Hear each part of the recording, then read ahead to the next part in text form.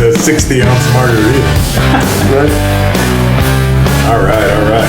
Tell me when you want me to kick it in. All right, we are good to go. Let's rock and roll. All right. Well, welcome in, man. Today is, I don't even know what episode we're on. We're on episode 8 today. Episode 8, man. It took us 8 episodes, but I tell you what, not that it's the last, but you know that old saying, we save the best for last. This morning we have a legend at Redlands Plumbing in here, and when I say a legend, you know, it's funny, we're talking about longevity. Longevity is a word that, you know, so overused in today's world, right? People talk about, man, I was there for 10 years. Mm-hmm. Okay, great. Man, 41 years. Welcome in, Wes. Livingston. Round of applause. Right on. Hey, real quick, because I'm trying to be a good husband, keyword trying, since we're talking about longevity, yesterday, shout out to my wife. 14 years yesterday. Happy anniversary. That's awesome. Married, 16 years together, 14 years married. So goes fast. Shout out to you, babe. All right. Yeah. So no, awesome, but man. Longevity, man. Wes, 41 years, man. 41 years. Who would have ever known when I walked into the shop that day, that 41 years later, I'd be here with you guys. You know what's funny is I was thinking about that this morning as I was like getting prepped for this. I read our little read through and I was thinking about that. I was like, dude, I was in 3rd grade. That's why. In Commerce, Georgia. I was 5 years old. Dude, reading like, you know, Miss Adair, 3rd grade, that was Miss Cottrell. Sitting in Miss Cottrell's class behind Marcia Barrett. Shout out Marcia if you're out there. Sitting behind Marcia Barrett and, you know, she was a tall girl and I remember just picking with her hair all the time. And Wes was here. I was here, man. Slinging away. Yeah, getting dirty. Man, 41 years. You know, we're going to get into it for a minute, but I kind of want to set the stage for kind of how cool of a moment it is to think about Wes's career. You know, when we talk about Tyler, you've heard us talk about Tyler multiple times. And by the way, that's got to be one of our nearest and dearest to do the next few podcasts. I don't know how he skated away this far. He's coming up. I've already got out. But all right, so we got to get him on. I know he doesn't want to do it. I know that's not his thing, but he's got to get in here, man. So, you know, thinking about, you know, Tyler, he's the owner of the company. He started working here when him and I were in high school back in the 90s. I remember. And thinking about that, Wes was actually the guy that he mentored under for a period of time, correct? For a period of time, he was in the service department. Yeah. Taught him some of the trade. Oh, man. How was that transition from him coming in like that to then owning the company? Was that odd to you? Or it was a little odd, and as I think anybody would think it would be. Sure. But it was, I think it kind of inspiring in the sense that here's a guy that has gone to school, he's got his business degree, he's been with the company, he's seen it from the ground up, from warehouse to being out in the field to doing management. And knows all the ins and outs. He knew all the ins and outs. And there's not too many people, and I mean this sincerely, not too many people out there who can have the business sense and at the same time have the technical abilities. Yeah. You know, and he has it. He has it all. I mean, there's times I go to him for technical, you know, reaffirming. Sure. You know, well, it's funny, being well-rounded is such a gift, right? Yeah. Sometimes that process. Not a lot of people have that. Well, and the process to becoming well-rounded can be a painful process. You know, I got blessed by that with the last owner I was working with, George. Shout out to George. Working with George, he put me into a lot of uncomfortable positions, but those uncomfortable positions shaped me to be the leader that I am today. Good point. And, you know, Wes is kind of the same way. You know, Wes is doing something that's really awesome for the company. We had a manager have to leave due to some health concerns, and you know, Wes has stepped into it even after 41 years, man. Wes is stepping into a brand new role, which he's leading our install department, which is really cool. It's new to Wes, and we're grateful that he stepped up and handled it. There was nobody else that we thought had the gumption and the ability, and that's a tough position to fill, especially so quickly over that, you know, the way that changed. And obviously a very big part of our business, right? And like, if we didn't fill that hole with the right person, it could have caused some, you know, damage to the company. And so we're thankful for Wes for stepping up. So Wes, let's peel it all the way back. And I know it's 41 years, so man, I mean, the stories must just abound in your mind. But give us that one funny story. If you had something that kind of stuck out in your brain of a fun time, a crazy moment in your career, what would that one plumbing experience be? Man, I've done it all. I can tell you one of the craziest things I've done. You know, I've done a drain call cleaning a pond drain one time, out in the middle of a pond, putting a snake down this overflow to clear it. I think that was probably the weirdest thing I've ever done. Really? Yeah. Fun stuff. I mean, it's all fun. I mean, I like the guys I work with. I've always liked the guys I work with. The guys are really well-rounded. Their character, you know, the culture, we call it here, they all fit in very well. We all have the same, you know, idea of what service means. So. Right. What if you had to say what was the, you know, I mean, I know your story, so sometimes it's hard to do these when you know somebody's story. Remembering other people listening. Yeah, sure. You got into the trades at a young age. How old were you when you started? I was 19 when I got into this trade, and there's a story that goes with that if you want me to jump into it now. Please, let's take it back. Yeah. You know, I was married young, 19, my wife was 17. We already had 2 kids at that age, believe it or not. We were young. And that's the age I got married. I take that back. I was 20 when I came here, and I came to the front counter. I asked the gal, her name is Evelyn Roberts, and I said, "Do you guys do any on-the-job training here, or even know of anybody that does that?" Mm-hmm. And she said to me, "No, I don't. But you know, I'll tell you what. I'll talk to the owner, who was Rick Higdon at the time, and I'll see if he knows of anybody or anything." And long story short, I got a phone call the next day from Rick Higdon himself. Mm-hmm. And he says, you know, "Is this Wes Livingston?" I said, "Yeah." He says, "Well, this is Rick Higdon with Redlands Plumbing, and I hear you came by, you're looking for a job, and you're looking for someone that does some training. How soon can you start?" And I was blown away. I said, "Well, I'd like to give my present employer 2 weeks' notice." He says, "I need somebody, most I can give you is 2 days." Long story short, 2 days later, man, I was out digging trenches. Jumped in, huh? I jumped right into it, man. Wow. I'll tell you. Was there a reason you came here, or was it just happened to be this is the spot you landed? So I needed a career, right? I was working in sporting goods at the time. I'd been working since I was 14 and a half. There's a whole story that goes with that, but that's on a different day. Well, hey, Redlands people would recognize it. You were working at Pratt Brothers Sporting Goods. Pratt Brothers, man. For us old Redlandsers, that's where you went when you know, there was no Sports Authority. There was no, all those. you know, sport shops like that. So you went to, you know, there was no Big Five. That was the go-to. So you went to Pratt's. Right, and it was cool because I worked right across the street from high school. So I'd get out of school, go over there, and work. I worked in bikes for a long time. I've always been mechanical. Worked on bikes there for a while. Worked on skis, tennis rackets. It's funny thinking back in the day. I used to come in there for tennis rackets when I was in 1988. Yeah. So there was a really good chance that Wes and I had an interaction at that point. And it's just kind of funny to think about that. You know, all these years. You know, what is that? 40 something years later, to think that we could have had that interaction. Mm-hmm. You know, and two, that was a great experience. I know we're talking about Redlands Plumbing Day, but this is the molding of Wes Livingston and Mr. Pratt himself. I attribute a lot of who I am to what he taught me, you know, business-wise. You know, the guy was, you know, he had some money, and probably, I mean, being a business owner, but man, if he saw that you threw an aluminum can in the trash, he got upset. Would he really? No kidding. Oh, absolutely. And I think anybody that worked there would probably tell you the same story. Yeah. Wow. So I've dealt with some of his family. We actually serviced them there, up on the hill up there, and they always say the same thing, man. It was a good experience. You were there for, you said how many years? I was there for 7 years. 7 years. Wow. Yeah. See, that's the one thing I can tell you about Wes that I love about Wes is Wes is a loyal man. There 7 years, then here the rest. So, you know, most people in their adult life probably have 5 to 7 to 10 different jobs. Lucky. Oh yeah, absolutely. You know, that they go through. And Wes, here he is. 2 jobs. Two jobs. Yeah. Was there anything in particular that kept you here?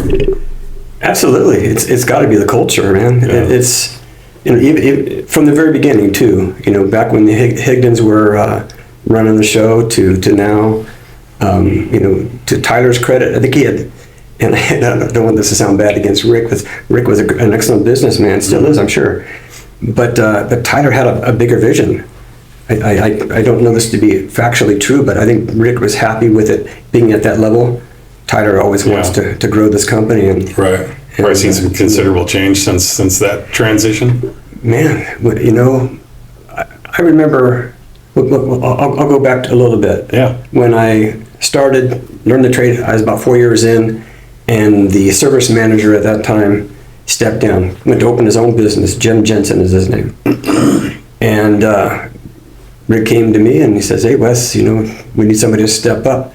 And I had 4 years in the business, and I'm like, I'm not sure I'm ready, but I don't know if anybody's ever really sure if they're ready or not. Yeah, that's true. And at that time, I stepped into the role, more so as a service supervisor, not necessarily a manager, and oversaw the service department. And the weird thing about that, to your question, Marshall, is up to that point, I always had somebody I could go to. "Hey, I got a problem. I'm doing this leak under the floor. What do I do here?"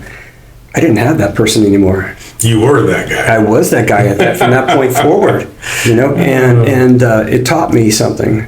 Taught me something that took me a long time to really get. I think that when pushed, you either what's that phrase I'm looking for? Where you either rise to the occasion or you sink. Fall.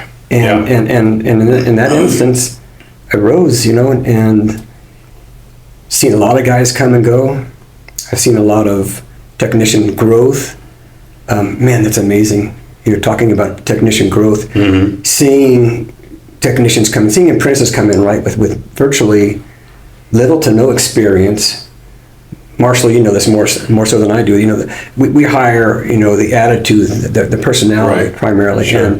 But to see these guys come from that and grow into a position of a technician out there providing customer service, and they're providing so well for themselves and their families, it's a great thing to see. I think it's probably one of the most rewarding things I think that I feel. Well, it's funny, I think all of us, all of us in this room are over 40. Me and Wes are over 50. For us, it's kind of funny how life changes, right? And your desires for what you're looking for change. Oh, yeah. Now, used to it was always money and position and title and all those things. And those were what really drove me to do the things that I did. But, as you get older, that stuff kind of fades. And really what you want to watch those people around you just grow and mature. Yeah, that's true. And it's so fun. That's the culture that we have here. Wes is a huge piece of that. When these young guys come to, we've talked a lot. We talked the last time about apprentices, right? We just had Jorge on a podcast, and we were talking about Jorge's growth and him and Noah both being apprentices of the year and getting scholarships to the PHCC, and Wes has been part of the PHCC and definitely here that our apprentices have such a blessing because Wes is such an amazing technical trainer, and that's really the role he was playing before we had to kind of ask him to step into this role of running the install team. He is the technical guru of the company. Wes is I might lead the service department, but trust me, when it comes to technical information or maybe a plan that we might need to come up with, he's always been my right hand. Yeah, he's always been my right hand man. He knows what he's doing, and I never have fear when I have a problem. Call Wes. Let's get Wes involved. He'll definitely have the answer. And looking at the guys that we have now, I can tell you that the really cool piece of it is, and none of us like to think long term, but I do, and I like to think about that legacy. And I can tell you this: the legacy of Wes is going to be here for many years after Wes, because just how many young technicians that you've touched over the course of these years. And like we said, some of them have started their own companies and out doing their own thing, but a lot of them will be the future leaders of this company. And it's kind of really cool to have a piece of that, and that legacy of what we started is going to be continued with those guys that are going to come up behind us. Right. Do you ever think about this? Like, my dad taught me how to swing a hammer. Right. His dad taught him how to swing a hammer. And this story goes on and on. The things that I'm teaching today, and I've taught up till now in these past 41 years, were taught generations before I was born. You're using the same skills that could have been taught to your family years, and right. With the exception, the foundational technical skills. That's what we continue teaching. Yes, there are new things that are coming up every day. Whatever. New technologies, everything. So, well, it's amazing to think about. You talk about your dad taught you to do this, but if you look at you've been here 41 years. Look at all the guys that you've touched that have gone through here. That gets passed on to their kids and then to the people they know. Yeah. I mean, you've been that's a huge influence to a lot of guys that come through, and you think about how many you touch it's pretty amazing. Well, and Wes can tell you this because we talk about this a lot in our management team, that we're not just impacting those technicians. Yeah. We're impacting that technician's wife, Yeah. that technician's family, sometimes depending on the circumstance, maybe their extended family. Making better people too. Yeah, I mean, teaching them life skills that are going to be, work ethic, technical skills on. So it's a big deal. Yeah, it's a really cool thing. Yeah. If you had to say, Wes, to somebody out there, what do you think? I always like to get it from the people. I mean, Wes, you've been here the longest. What do you think separates out Redlands Plumbing versus all of our competition out there? I think I touched on it. I think it's culture, definitely culture in there. And I think it's the way we go about addressing problems with our clients. Mm-hmm. Marshall, you started here 7 years ago. Yeah. And you brought something to this company that we didn't have before. At that time, I was, the active service manager, and you brought something that you and I talked about this before. I've always been that kind of guy that I can fix anything, and I can fix anything. You put it in front of me, I'm going to fix it. But that is to a fault, right? And for many years, I preached that kind of mentality, that culture of being able to, we need to fix it. But then, Marshall, you came and kind of opened my eyes, to be quite honest, about, are we doing our clients any goodness by putting off the inevitable failures of something? So, for example, the water heater. One of the great processes that you brought on board here was the flushing of a water heater and having that evidence bag to capture all of the items that may come from that. I might say to a customer prior to this training or education, I guess, that, water heater's good. No problems with it right now. You're good, for now. Do I have a crystal ball that says it's going to last for another year? I don't, Sure. But I think I'm doing the customer a favor because I fixed it. Right. And Marshall has this process that he's taught all of our team members, this process where you drain the water heater and you use this capture bag, and it captures everything in. All the evidence is there, right? Right. And the good news, the hope is that it comes up with everything good. Good news, Mrs. Jones, the water heater is showing signs of, everything's normal. Mm-hmm. It comes out great. We see normal wear and tear. We just see the anode rod that should be depleting. Right. If we see, in worst case scenario, what? If we see orange, red, and black, now we know we got some tank deterioration. And it's not me telling the customer that you've got a problem. It's like the water heater's telling the story. Yeah. Well, and that's the beautiful part. As I got into this industry decades ago, just kind of looking at that doctor-client relationship, mm-hmm. right? Like, you're going to go to a doctor and you got a fever. The last thing that you would want them to do is just throw some Tylenol at you. Fever goes down. Then 8 hours later, you're right back in that same boat. And it could be even worse because now you've let the root problem even fester deeper into your body. So we always want to make sure we give our clients options. Wes has done a great job of taking this process on. We give them options. Usually we could repair it or we could replace it. It's up to you. And what you do at your home is A-okay. We don't really care what solution you take. We just want to make sure you understand all of your solutions. And that's the biggest key. And Wes has been crucial with that. And I'm telling you, man, like I said before, the technical guru, he has it and he's the guy. I love watching. It's fun to watch somebody who is skilled with their hands, right? Because I'm not skilled with my hands, right? I'm skilled with my mouth and that's about it, right? But Wes, man, watching these guys work through a system and work through an investigation of what's really going on.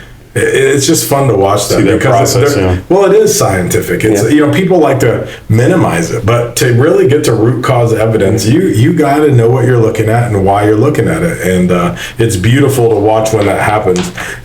Wes, talk to us about some of the things that you've been part of, because that's, I think, a bigger part of Wes. One of the things I love about Wes, other than just that he's a great friend, is Wes's ties to the community. You've been a part of so many different clubs. I know Kiwanis, and I'll let you go ahead and lay them all out. Yeah, I've been involved with Kiwanis for quite a few years. 20 some odd years. I don't have count right now. I've been involved with the Plumbing, Heating, and Cooling Contractors of America, the PHCC, we call it. Past president of that group there. Heavily involved and entrenched in that as well. We talk about Kiwanis. Kiwanis is something that I think is a part of me, and it's community activity. It's giving back to the kids. One of the main things I've done with Kiwanis has been the advisor for the high schools in the past. I've had to step back from that recently because of my wife's health, but prior to that, definitely one of the most rewarding things in Kiwanis even, it was my involvement with the students and bringing them up in community service and so forth. So every time I go, I've been over there for lunch a few times. Every time I go over there, somebody goes, "Hey, how's Wes? What's he doing?" I was in there the other day. I walked out, and your badge was sitting right there by the door. I'm like, "Ah, there it is." Yeah, I laugh every time. It's funny how people get used to things. My kids, every year when it comes time for the bicycle classic, "Hey, is Wes going to be at the pancake breakfast?" "Yes, honey, Wes will be there." It's just funny how we get so systematic, right? We just know, okay, this is this time of year, Wes is going to be there. Yeah. Yeah, it's funny, that's the great, we just had a retirement of somebody, I don't know if he ever listens to podcasts or not, but Brian, if you're out there, Brian Anderson, he was here for how many years? 35? Somewhere around there, yeah. 35 or 37 years, right? Him and Wes go way back. And, it's funny with Brian was the guy that always did the decoration stuff. When it was time for Christmas, those weeks leading up to Christmas, you'd find Brian out in the warehouse, right? So it's funny how we all get into these little these little grooves. We do our company meetings, and last week or 2 weeks ago, we had our first meeting since Brian had left, and it was kind of funny.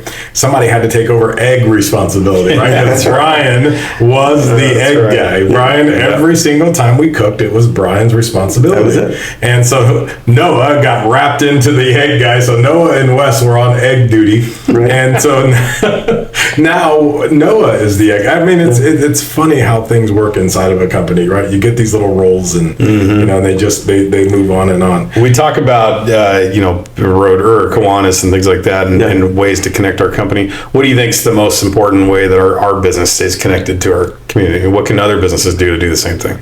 Well, I mean, obviously, Kiwanis being one of them, right? I mean, we're out there providing assistance for not just the children, but other areas of the community. What are other areas that we can? I mean, I'm searching for something, I guess.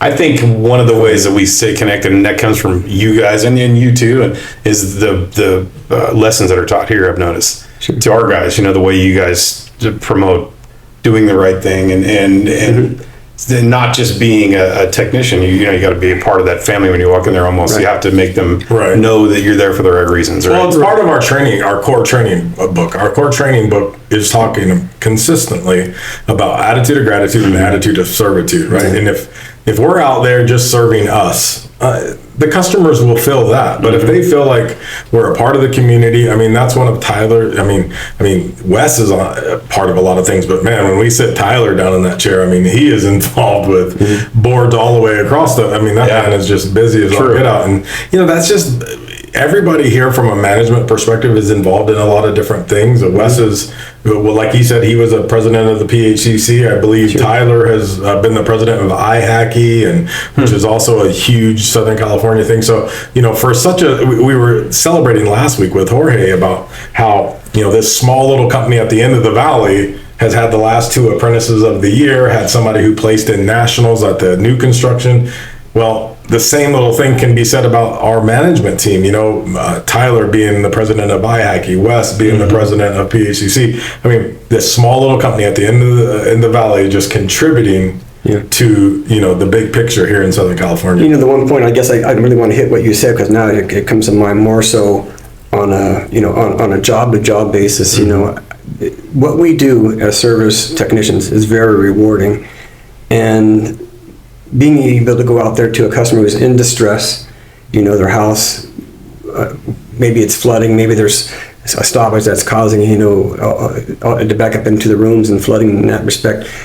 And when we can get there and remove that problem, from happening anymore, solve that problem, it's rewarding, because the customer, when you get there, there's that contrast. The customer is so upset sometimes, quite frankly, due to their distress, Mm-hmm. they may be even angry, and that comes across as angry at me. But inevitably, every single time when I'm done with that job, that customer is very thankful. Sometimes apologetic. I am so sorry, but It's a bad moment. it is, right? It is that moment from the incident to the call, and then before the tech shows up is like it's a panic moment, especially if it's something serious. Because if you have something flooding and it's ruining your biggest investment, and you're freaking out, and it's like, oh my god, what are we going to do? Right. You're calling, and then somebody shows up, and I know from a personal perspective, whenever the kind of things happen to us, it's like when that technician shows up and they go, everything's fine. Yeah. We're gonna fix it, and it's just like this deep breath moment where you go, and you don't realize how that people think of plumbing or HVAC as a job, but when you look at it from that perspective of the customer, it's like, man, that guy is a savior for it really just takes it all away, and you feel like it's gonna be okay now. Sometimes it's as simple as going over there and turning the water off. Yeah. But a lot of people don't, some people have no clue how to do any of that stuff. Yeah. Right. Well, and it's like we talked about with Marissa. Nobody teaches you all those lessons when you walk in. Yeah. I mean, there's probably, I guarantee a handful of people that that just would have no clue. If it started flooding, they just watch it happen, and you got to wait for the plumber to get there because there's no, you don't have a 911 on the line to go, do this, do that, It's scary. Well, Wes, I want to hit something that I know is super important to you, probably even way more than the work section of it. And I get to be a part of this a little bit with you when we go out together for Brian. Tell me about your family life and fatherhood, man. I mean, I know you're a huge family man, so tell us a little bit. I love watching you with your kids, man. Yeah. You're a great dad, by the way. Well, obviously God is number one to me, Jesus, my Lord and Savior. But family, man, is right there, and I started the story by telling you about how I was 19 when I got married. My wife was 17. Mm-hmm. What I haven't shared with the group here is, and you guys know this, but I have three children, and my middle son, Timothy, was born with both physical and mental disabilities. And it's been hard, Right. It hasn't been easy, but you know what? I want to talk about Tim for a little bit here because... He's a gift. Because he is a gift. He sees the world. People in his condition, I've seen other people, friends of his, classmates, they all have this in common. They see the world in a different light. Everything is great.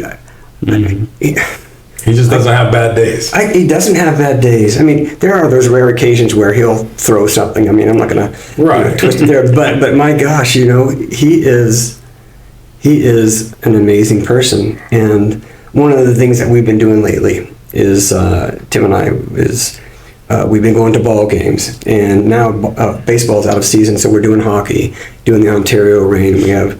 We bought a package of games, and we're going to do that. And the most important thing for him there is spending time together. But if I'm honest, it's the nachos. It's the nachos. He gets that from Dad though, because Wes is a foodie. Yeah. Right. Which is such a gift about him. Again, it's been a hard thing for him growing up, and probably more so for my wife. God bless my wife, man. She is a wonderful, wonderful, wonderful person. She's been taking care of him since the beginning, and really makes you put life in perspective when you look at someone who faces challenges and you go, man, they have a good day almost all the time. It's like, look at what we worry about. I wake up some days and I think my bad day is, I might be having a bad morning or something, but you really put in perspective what that looks like compared to what other people are dealing with. Yeah. It's totally different. And a lot of what we have here in the States, man, first world problems, right? Yeah, it is. It's ridiculous, some of the things that we... One thing I wanted to extend on and share some more about is the entirety of my family. I mean, Tim is one of 3 kids, right? They're all adults now. And I think about when I look back at my life and, how to gauge my success in life in general. Not necessarily as a career, but in life as general. I look at my kids and I say they turned out pretty damn good. Yeah, it's funny how that's a measurement of you as a man, or to yourself. I feel the same way. My daughter, Leslie Decker, she's married with 2 wonderful kids, Jacob and Bailey. Cancer survivor. Cool. Cancer survivor. Yeah. Man, you can make me cry right now. But recent cancer survivor.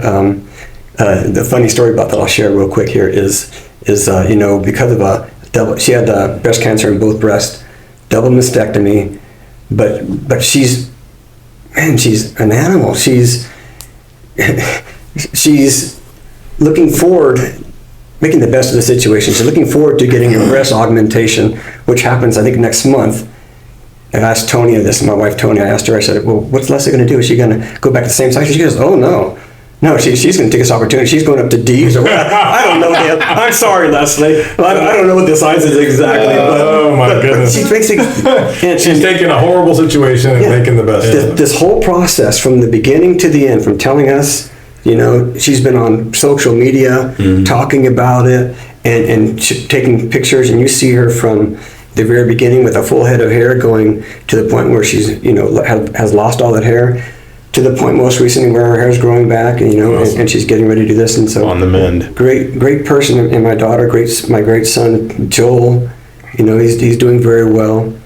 One of the things, you asked me about my family. I can talk forever about my family. No, for sure. But one of the things that we do together as a family, if you were to ask me, what is one of the things that some people might not know about you that would be kind of interesting story to tell? We're foodies. Right. And so, I know that. Right. And so one of the things that we do as a family, is we try to go to a different type of ethnic food all the time. And there's only so much you can do, so we get a lot of repeats in there. But we'll look up online and see where a restaurant is with a certain type of food, and we'll discuss it. And once, usually every 2 weeks, we'll go to hit a restaurant. That's cool. And just fun. Wonderful. And you're a grandpa now. I mean, you've been a grandpa for a while. I've been a grandpa for 17 years. Jacob, Bailey. I think Bailey, you just turned 16, right? No, don't get that wrong, Grandpa. Ooh, you'll get corrected. She calls me Dee Dee, so I'm Dee Dee. That's what my grandparent name is, Dee Dee. So that's really that was cool. my grandfather's name, Dee Dee. Yeah. So. I tell you, Wes, one of the things I love is just watching how much you light up talking about your family. Yeah, me too. I love that. It's that is a testament to just the man you are, right? And you've all, my kids love you. My son says all the time, "Oh, I love Wes." And we had a good time. Yeah, the other day when we were driving, I was taking my kids over to their Nana's house, and we see Wes, and my kid Landon's just rolling out the window. He wants to talk to Wes. He wants to talk to Wes, and it's but you love that, right? Yeah, you love when you have good people that you work with, right? When you're around good people. Sometimes I think, I'm coming up on 7 years here. It doesn't feel like it feels like yesterday I got hired here. It's funny how fast time flies. There's, as you get older, man, you just watch that clock speed up. It's like somebody put turbo on that clock. I'll be leaving here in an hour to go watch my daughter play basketball, and Tyler's been an amazing boss and allowing me to get off early on Tuesdays and Thursdays to go watch the kids, and there's nothing more important than watching them succeed. Like you said, at the end of it all, they're our biggest testimony, right? To the type of life we lived, to the type of parent we were, to the time, the effort, and the opportunity that we put into them. It's like you said, the what becomes priority to you as I noticed it, from the person I was in my 20s to where I'm at now, what I look at as achievement, success is it's two different worlds. Yeah. It's like two different people, I was talking to my wife about that the other day, and it was back then. Actually, my kid had come up, my 17-year-old, he was getting ready to graduate, and he's thinking of money and career and what he wants to do, and it's a discussion about that every night. We talk about all these things, and he's telling me, Dad, I want to be rich, I want to do this and that, and I was telling my wife, I go, it's funny, I used to have the same thoughts and conversations, and now my conversations are, I want my kids to be happy. I don't care about having a giant bank account. I want to just be able to provide, feel like I did a good job, and that's at the end of the day what makes me go to bed and wake up feeling like I've done something right. Well, ask it kind of leading on that, Wes, what do you think the biggest lesson is that fatherhood taught you? Patience, relatability, I think. Right. I think that sometimes when we discipline our kids or think about whether or not we should be disciplining our kids, I think that we want to treat them like adults, and they're not adults yet. Yeah. They're kids. So we need to remember that hey, they're kids, they're learning. We need to allow them to make some mistakes. Yeah. My wife gets on to me about that all the time. I'll come home and there's toys all over the place. Yeah. Or my little one, I swear you can follow her by the mess she's leaving, right? And my wife will be like, honey, there's going to come a day soon where we'll wish that mess was on the ground. Yep, that's true. And that, she gets me with that, right? But it's that hard spot of trying to be a good father, set good boundaries. Sometimes I tell you, parenthood is a difficult journey. Yeah. Right. You want to do good, but at the same time, you want to love on them. At the same time, you want to have fun with them. But at the same time, am I being too easy? It's just always questioning yourself. When my kids were growing up, one of the things that my wife and I did, as it was a conscious decision, was to almost cut out completely any drinking of alcohol. I probably, from the age of 19 until my kids were out of the house, drank maybe 3 times. Right. No exaggeration. Yeah. And I tried to keep up. Did that mean they didn't get into some of the same troubles that I did? No, it didn't mean that. They still got into weird, some stuff they shouldn't have. Shout out to Leslie. but she'll laugh about that. I think just treating them like they're kids, and don't get me wrong. Accountability is huge. Right. They have to be accountable. None of that. When you get on them about one thing, they say, "Well, okay, but what about my sister? What about Joe?" And it's like, no, you need to own and we're in this moment. Yeah, we need to take care of that, and so we need to keep it on track and not have them divert. It's hard. The hardest thing is coming to it from a perspective of you're an adult, so you've learned these lessons, and your kids screw up and they do something, let's say the first time, that's something that you want to flip out. You want to go, what are you thinking? But then you have to stop. And I've had to catch myself, and I've made this mistake and overstepped it before, but the hardest part is going, okay, we got to be constructive about this. We have to it's an accident, but we're going to learn from it. Yeah, turn it into a learning opportunity. Yeah. Well, we talk about that with our techs all the time. Yeah. You're going to mess up. Yeah. Things are going to happen. And it's going to stay a mess up until you learn from it. Now, once you change it and you actually learn from whatever that mess up was, hey, we can mark it up to a learning experience and move on. Another good example, and I'm not going to get political here, but I'm going to say, talking about our kids, how they want to divert back from what you're getting on them about and put on something else. The same thing happens right now as adults. Mm-hmm. Our officials, our government officials and so forth do that as well. Where, so-and-so is doing this, but they're disclosing all those other things. And it's like, I just want to, don't shoot the messenger, for delivering the message. The message is, these are things that we need to correct. Yeah, right. We have to address those. We need to correct those. Doesn't matter necessarily how we found them. Mm-hmm. Stop getting, you're directing your anger towards that person because he found these things. Fix these things. Right. I'm sorry. Yeah. It's a little passionate there, but fix these things. Don't shoot the messenger. Well, it makes, as a parent, it too, the things that are going on in the world today, whatever it is, makes it that much harder for us to you're battling the outside and the system to raise your kids the way you think is the right way to go. And I think we're all good people in this room, so I think we all have the right intentions, but doing it with all the outside influence makes it tenfold harder. We can use these things as lessons for our children. Yes. Oh yeah, for sure. One of the things me and my wife try to do is it's that self-accountability, right? Yeah. I can't ask my kids to be accountable if I'm not accountable. That's right. And so one of the biggest, we talk about that as leaders in this company as being well. Being the example. Right? Like Wes and I try to lead by example. Yeah. If our guys are out digging, we're in a hole digging with them. If it's raining and nobody wants to go outside, we're out in the rain with them. Those are the things that we're going to do, because then when it comes to that moment, we have that right to ask. We're not leading because we're not leading with our words. We're leading with our example. I think that's why the guys respect you guys so much. You see that from the outside because they know that when something happens, you guys are there. In the trench. An example of that, Marshall and Mike, is the job I was at before coming here. I'm surprised you guys haven't complained so far. So the job, I got to share this. The job I was, too bad this isn't smell-o-vision, because the job I was at before this was with grease stoppage with one of the guys out in the field.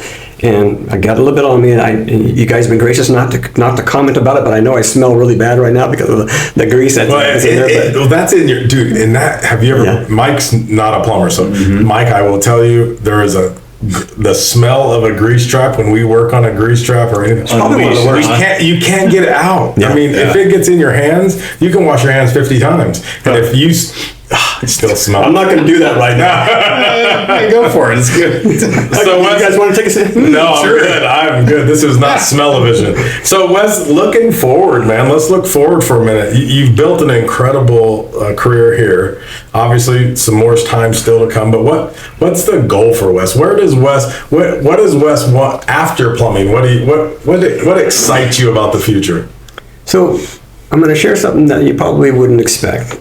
You know, several years ago, I wrote out what my future plan was. I shared it with Tyler, you know, the owner, and said, you know, when you're ready, I'm ready to step down. I was service manager at the time. I'm ready, and I want to work at whatever capacity.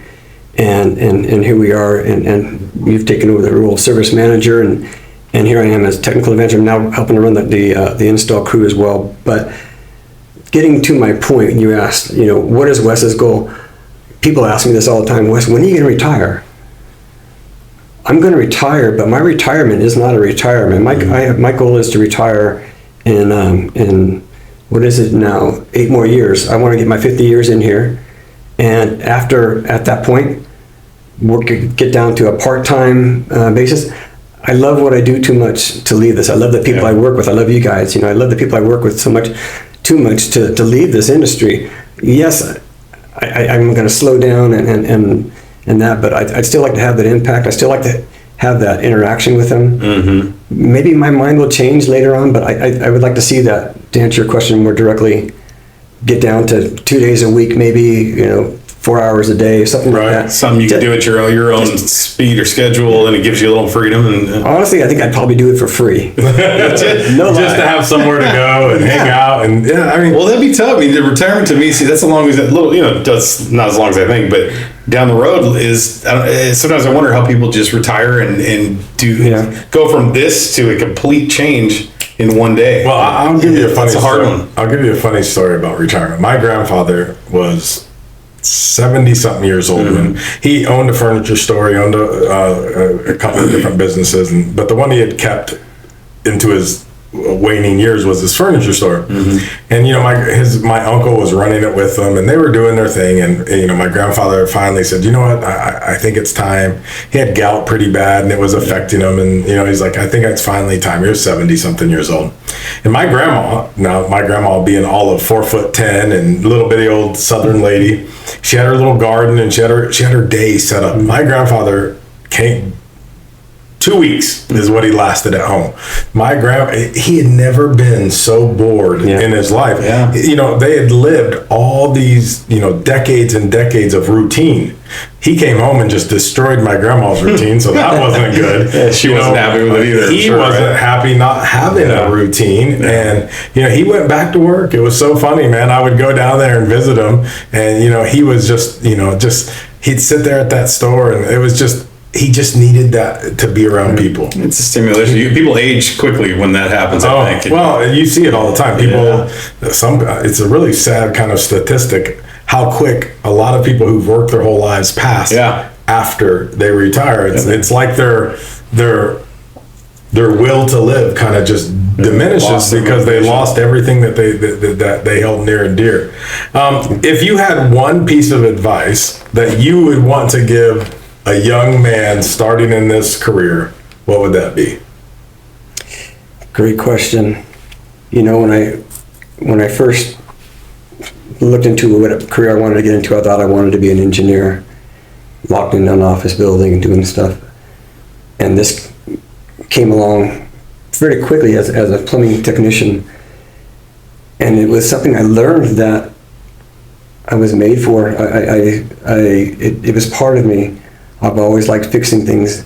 I've always liked to, you know, interact with clients, you know, and that social aspect part of it there. For the younger guys out there, if you want to have those types of rewards of taking care of and helping people out, because it's very rewarding, that's absolutely one of the biggest parts of why I do this. I think that they should get into the trades. You know, so many times I think I'm not the first person to talk about this, but they push people towards going to college, you know. If that's not you, dude, we got a place for you here. And you can make a ton of money legitimately and feel really good about yourself, doing the right things, helping people out, and not sitting behind a desk. I couldn't see myself sitting in an office, and lots of people do that. It's for, if everybody has their own thing, I get that, but it's not for me. Right. I need to be out and about, and so if you're that person that likes to be out in the field, you're not a college person, you're not a school person, the trade wants you, man. Yeah, and it's fine. We're starting to finally see that pendulum swing. We are. Absolutely. Mike Rowe's been a big part of that. I don't know if you guys know who Mike. Oh yeah, I've watched him for years. Mike Rowe's definitely been a big piece of that with those different shows that he has. And he actually has a community that's kind of based on building that back up. So Wes, Mike's put together a couple of rapid fires for you. So here we go. If you weren't plumbing, what would you be doing? If I wasn't plumbing, I'd tell you one of my long standing goals was to be, I talked about being an engineer. I think I probably would have gotten out of that field because I would not have liked it. I'll tell you, as a kid, I always wanted to be a pilot. And we've talked about that, That was my thing. One of my hobbies, in fact, right now is flying drones. It's just a part-time hobby. I'm not great at it like that. I have 2 drones that I fly.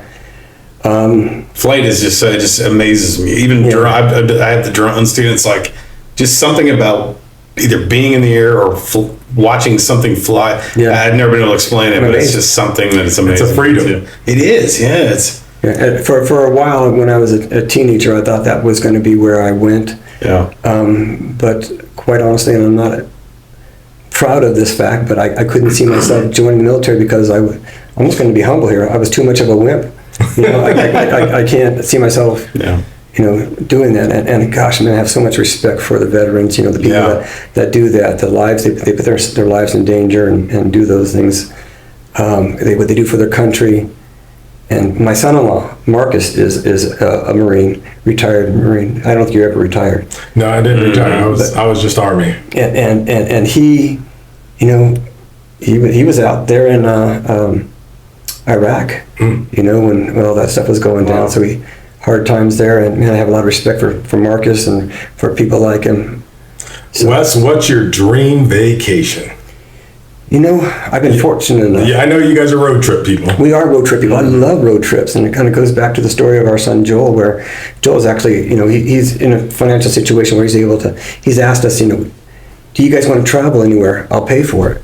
And, that might happen sometime. I think, to answer your question more directly, Italy would be one of my wife's and mine dream vacations, I think. It's on the bucket list for Italy, that would be really Greece, that whole little area. if you're a foodie, Italy's got to be it. Really. And I think we'll do it. It's just a matter of time. When my wife's health gets better, and I do say when, Tony, that it's when, not if, it's when. When it gets better, we're going to go to Italy. So. Yeah. Me, that one is definitely on mine. That in Greece. Yeah. And then Jerusalem. I want to walk where Jesus walked. I got to do that. Man, that's going to be so emotional. Oh, I can't imagine. To go and pray in like in the Olive Gardens, where he might have sat. I mean, that is definitely my dream. Well, I can tell you, Wes is a good traveling buddy. We went to Florida for. Remember we went out there for the conference, and yes, he and I both. Well, we'll keep it on the surface level. What we did, but we had both had our rock star costumes on because it was like an '80s night. It was, and I remember that moment of walking out and both had our wigs on and rocker outfits. Man, that was a really good time. Good time. Really. That was cool. That trip was like we talk about like getting to know people here, becoming like a family. It's like that was a good wall. It broke down a wall of somebody new that I got to know and you and learn more about you. And we had some talks and that was really cool. And I think that's kind of what a lot of us are doing here, and we get to know each other, become a step closer every time. We used to do yearly trips, the management team, to Seattle, and I'll tell you what, I miss that because really of the camaraderie that you get in those moments. I agree. Just a little bit of time, the time in the Uber or the Lyft. Just the cracking jokes and then going like when we went to Universal, that was a blast. It was something outside of work, and even though it was a work trip, and it just gave me a new perspective. So I think we have almost different. I know I do a different personality outside of work. Absolutely, yeah, you do. I let loose. I don't know. I'm the same guy all the time. I'm just an idiot. Whether I'm at work or at home, I'm an idiot. Yeah, out there, I'm gonna just let loose and. I got a good question for you, and Wes. I think the guys that are listening to this, the plumbers of the world, would like this question. Favorite tool in your toolbox? Favorite tool in my. It's funny how most technicians of any kind, whether it's HVAC, they got their tool. What are you, a Milwaukee guy? Are you a? Well, I'm admittedly a Milwaukee guy. Tyler would say I drank the Kool-Aid, so I definitely have all the Milwaukee stuff. My wife, I even have extra stuff sitting in my garage that it hasn't even been used yet, like the pack out. But my favorite tool, I guess it probably would be my power tools. I think the Milwaukee power tools. They're so versatile. When I started, everything was corded. Yeah. Make that crawl underneath the house, you had to pull the extension cord, 20, 30, 40 feet under. Now you just take your cordless down, a little tray, get underneath there, and makes it so easy. Much easier. Yeah. Much easier. You know what's funny though? Way off. I was cutting the other day with my Sawzall, and my battery was wearing out, and I was cutting through big railroad ties. So that's the big thing. Yeah, that motor's gonna heat up. Yeah. Well, and then I said, honey, go get my corded one, because I had a corded one in the garage. I can't believe how much faster a corded one cuts versus a non-corded Sawzall. It was amazing how fast, much faster it went. I'm not sure if we have time, but I have a real quick fun story. Yeah, go ahead. You asked me this question earlier. My wife's grandfather, Joseph Martinez, was a plumber by trade. And when he was alive way back then, we used to talk about the different ways of which we had to cut pipe and so forth. And we were just talking, which made me remember the corded versus the cordless. He was telling me about the days when he used to cut pipe using a hammer and chisel. Wow, and so just a lot of respect to that older generation. Can you out there. imagine? Yeah, well, I mean, I think about that all the time. I mean, we have so many I call them luxury tools. Because, I mean, we're not sawing by hand. I mean, even when they were cutting PVC or AV, I mean, they were still using hand saw. I mean, Wes is like, I was doing that. Can you imagine the culture shock going back from if some of the guys now went back then? Well, I mean, it's funny. Think back to your childhood in the 70s and 80s, and the men that worked in the trades, their hands were just beat up. Calloused, and you would touch that, and you knew that was a working man. You could just feel it. I mean, it was like leather. It was like shaking a rock. Yeah, it was. My uncles were all farmers, and I mean, these men's hands were just, they were rocks. I got a really cool one. I like this question, Mike. If you could have dinner with any historical figure, who would it be? Well, besides Jesus and the apostles, of course, but who would it be? Imagine that supper. Yeah, right? Yeah, that would be a Sitting good in on time. that one. I'd like to be, John there with, everybody there at that table. Me too. That would be optimal. I would say with my Dee. With your grandpa? Yeah. I tell you, if we're just to go to a historical, just like a weird random person out there, I would like to have dinner with Nikola Tesla. I think that guy had so much that he invented and founded, and just his thought process on everything. I just think that would be kind of I've been reading some stuff about him, and I think there'd be some really interesting. Get some good info from that one. Yeah, for sure. Absolutely. All right, last thing here. One thing. This one's. I know a lot about you, so this one might be a little difficult for me. One thing that people don't know about you. Okay. Keep it PG, Wes. It's PG, so it's almost too PG. So one of the things most people don't know about me, my wife gives me a super hard time about this when we're sitting down watching movies, is I like sappy movies, man. I like those girly movies, and I like those movies. And she laughs at me. My wife would be very happy. I can't stand them. We're sitting there watching a movie, and she knows what part's coming up. She knows there's a sentimental thing about ready to happen. And she's looking at me like that and just waiting for me. If you're gonna and every single time. I mean, I'll start tearing up. I can't lie. I'm into them too. I can't. You know, Are you? I can throw a Hallmark movie on at Christmas, man. I can just or any of those, the Notebook or whatever. I gotta get off this podcast. How about the movie Avatar? You know, I've never watched that. That was emotional for sure. Right? I've never watched that. I can admit too. We're gonna get you crying. We're gonna do a movie night or something. I'm gonna sit down and I'm gonna be eyeballing you. Yeah, me and Wes will be like this. Well, hey, listen. I'll be the first to admit, the older I've gotten, the more emotional I've gotten. Yeah. It's really funny, man. I think, when you start to experience some loss in your life, and you especially becoming a parent, and you're watching something about a father and his daughter, or a father and his son, there's a connection that it has that you maybe didn't have before, and I wish I had a better relationship with my father. I didn't, and or my mother, really. Yeah. And, I think now I work so hard to try to make that connection, right? And make sure I give them that. Life is short, man. Life is short. And Wes, one of the things I want to say about Wes is I get to know Wes personally and professionally. We go four-wheeling together. He has a Tundra, I have a Jeep. So we go out on the trails and enjoy. And his son... He showed me a video the other day. He goes, check this out. I was in my Jeep and we're off-roading and Wes is behind us and... He says, man, he drove this truck over this thing and it bam on my truck. Thanks a lot, Mark. I watched that. I was like, oh no. And I'm like, oh, you're all right. You're fine. You're good. As the floorboard's like up in the side of the. Yeah. Oh man. It's funny.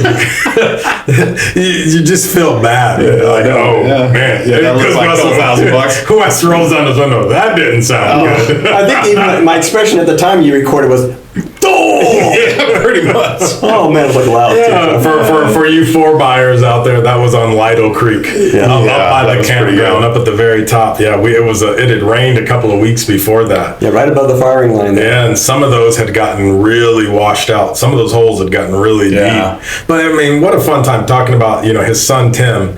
He loves when we go 4-buying. Really, that's cool. Going back to Wes is a foodie. I'm telling you, when you go 4-buying with Wes packs lunch for. I mean, we could run into an army and we could probably feed them.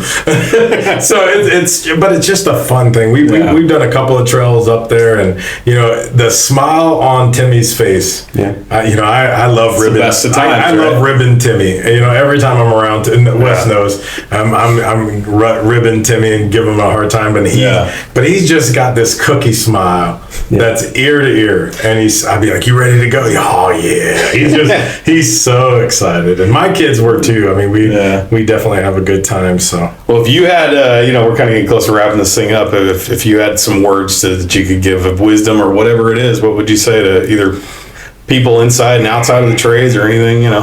Well, I think it pertains to life in general, and it pertains to work and relationships that you have with everybody. I think humility is huge. For myself, I tried to hold back pride too much. I think the Bible even talks about some negativity with regards to pride, self-pride and so forth. So I really emphasize, being humble about what I do and about the way I do it, and I think that if people would just be more humble, and I think we'd have I think we'd have a better place altogether. I agree. It bothers me how people are finger pointers and don't realize, sometimes it's. What's that old saying? You got one pointing out and 4 pointing back at you. Yeah. Life's a funny thing. I think, Wes, kind of what we were just saying a few minutes ago. The older we get, the more we see it clearly. You do, and sometimes it just is that wisdom that you get from all these experiences, right? And all these, I tell my kids all the time, because I want them to understand life is full of failure. You're going to fail more than you're going to succeed. And teaching your kids how to fail with grace and humility and to learn from it and to grow from it. I mean, we live in a world today that's such a me world. And what about the we? What about the us? What about and so, Wes, you've done a great job with your kiddos. I've gotten to meet all of them. You're a great partner here at work, and we just really thank you. We really thank you for coming in today, man.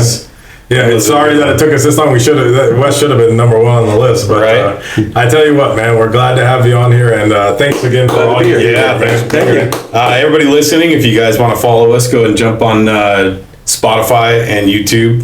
You guys can get us on there. Now that we got the W Livingston on here, man, This is the big one. We're gonna go super viral. The rock star. Next time we're all going to do the wigs.